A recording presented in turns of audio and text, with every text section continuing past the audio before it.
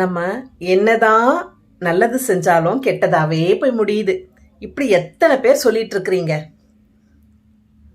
ஆமா, அது உண்மைதான். நானும் எவ்வளவோ நன்மைகள் செஞ்சிருக்கேன். ஆனா அது நமக்கு தீமையா தான் முடியுது. ஆனா தீமை செஞ்சாலும் நம்ம அவங்களுக்கு திருப்பி தீமை செய்யாம நல்லதே செய்யும்போது அவங்க வெட்கப்பட்டு தலை குனிஞ்சு நிப்பாங்க. சரிங்களா?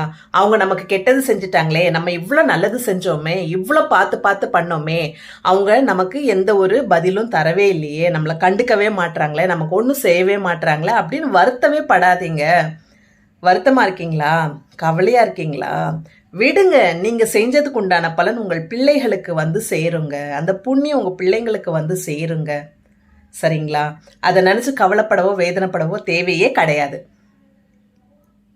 அதாவது எப்படி தெரியுமா, இந்த உலகம் எப்படி தெரியுங்களா, இந்த உலகத்துல உள்ள மனுஷங்க எப்படி தெரியுமா, தங்களுக்கு வேலை ஆகணும்னா காலில் கூட வந்து விழுவாங்கங்க.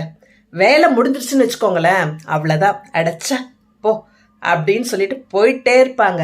அப்படிப்பட்டவங்களை பார்த்துட்டு நீங்க எடப்போ இதுவும் கடந்து போகும், தூக்கி போட்டு போயிட்டே இருங்க. சரிங்களா? அதை நினச்சி வருத்தப்பட்டு ஒரே இடத்துல உட்காந்துருக்காதீங்க. அவங்க தான் வந்து